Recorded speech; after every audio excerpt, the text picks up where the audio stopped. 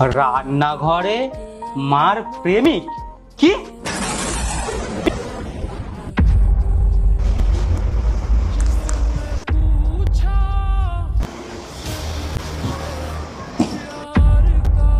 প্রিয়া, আরে তুমি এসে গেছো, ভালোই হয়েছে। রান্নাও হয়ে গেছে, তুমি ঘরে গিয়ে বসো, আমি এক্ষুনি খেতে দিচ্ছি।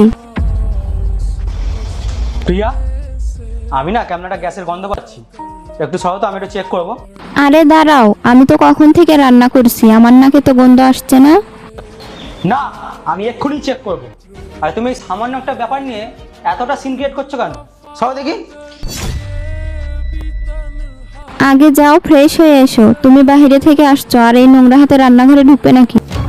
আচ্ছা প্রিয়া, তুমি কি ওই সিলিন্ডারের জায়গায় তোমার প্রেমিককে লুকিয়ে রেখেছো? আরে কি বলছো? কেউ নেই ওখানে, পাগলের মতো কথা বলছো। আচ্ছা দাঁড়াও, তুমি না এইভাবে শুনবে না, দাঁড়াও। আরে বুবাই, কি করছো? এরপর কি হলো কিন্তু সেটা দেখার আগে আপনি যদি ছবি দুটোকে মন থেকে ভালোবাসেন তাহলে চ্যানেলটাকে সাবস্ক্রাইব করে যাবেন। যদি না দেন তাহলে বুঝবো আপনি এই ছবি দুটোকে মন থেকে ভালোবাসেন না। কমেন্টে বলেন আমিন।